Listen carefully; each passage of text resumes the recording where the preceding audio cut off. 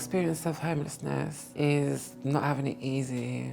Like, it can be from broken families or like, you know, addiction, you know, like spending out your rent money and everything. But homelessness is like when you reach the bottom, basically, and it's for you to find your way back up. I've been homeless like on and off since I was 16.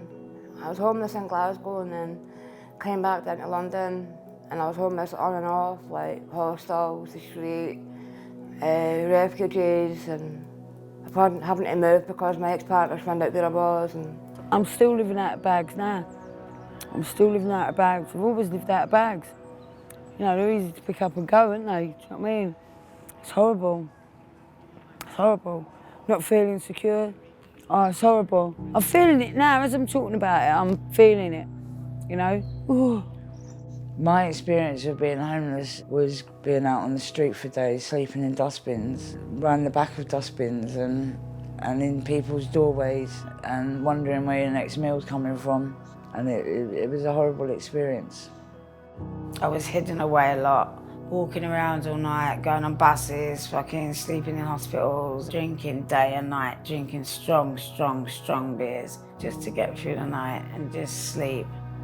But that's when I found people who were homeless at first. I had no one, so I slept in woods on my own, everywhere that you could name. Going for buses back and forth all night. And the busman was so nice then, you know, so nice. Not necessarily only on the streets, because like you've got sofa surfing, you've got people that used to sleep in a block of flats and everything. But if you want to see them, do something about it in the daytime so these people can see it, so at night time it's not a nightmare. Near the end of my homelessness, I got more help then than I did at the start. At the start, like, it was really hard, like, there was nowhere. Cause like, I think it's because I was underage as well, like under 25. There wasn't a lot of places to go. Like sometimes I'd have to like get someone to tell me where to go, or like outreach if they saw me on the streets, they would say, oh, this place is open this morning, you can go there, or like I'd never know where to go unless I got told.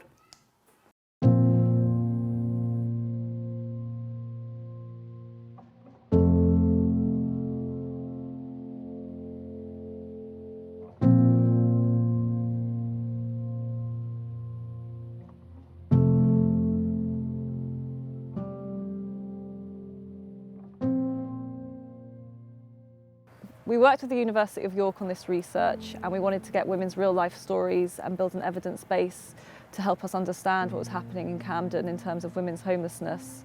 This research was designed to get a better picture of women's homelessness in Camden and to hopefully come up with some ideas for a better and more integrated response. We've been witness to so many women's stories of living in this perpetual state of fear and survival mode when they're living through different forms of homelessness.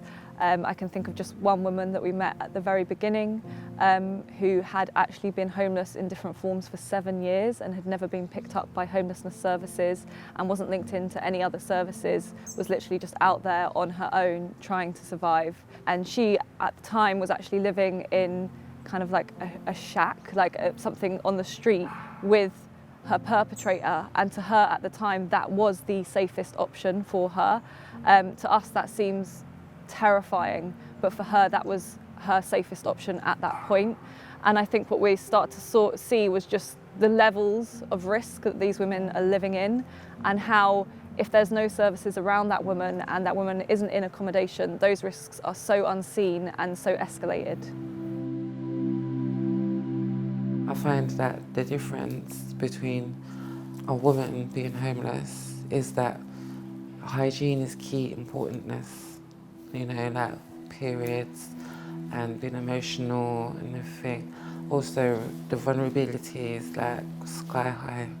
Women are more vulnerable when they're homeless because like men prey on them. If they see you on your own, they'll be like, "You come back to me, you can get a shower."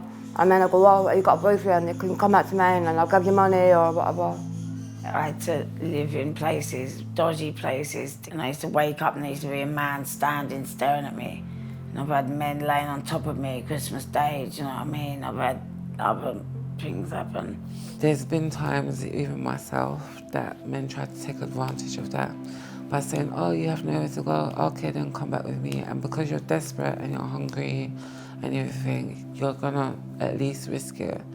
And that was a real risk because like some women end up getting raped or brainwashed into selling their bodies and everything, or even fed through drugs. What the report also recognises is that without proper recognition of the impact of domestic violence and abuse, we're not going to get to the bottom of women's housing issues. We really need to think strategically and systematically about how we approach women's housing and how that is integrated with domestic abuse support and more broadly support from other services, because it's the joined up approach that really works. A clear recommendation of the support was that Housing First can work for women, but that this needs to be high quality accommodation and that everything around the Housing First needs to feel safe.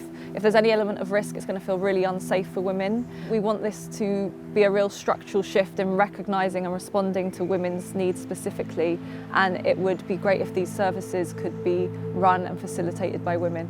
This housing really needs to be sustainable and affordable for it to be a long-term solution and to interrupt that cycle of homelessness for women.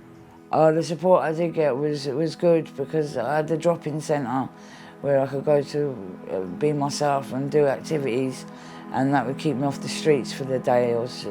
And then that gives you initiative to want to do better in yourself, to stay off the street. That's why I got me a chair, so I ain't going to move from it. We really want to say a massive thank you to the women that gave us their stories and their histories in order to make this research happen. We really hope that it felt like a validating experience and that this report reflects some of their experiences of trauma, homelessness and instability, and that the recommendations made can go some way towards improving the homelessness offer for women in Camden. My experience with Housing First has been absolutely tremendous. Yeah, because like they listen to you, you know, literally like 179%. Do you know what I mean? Top notch. Yeah. Look at me now.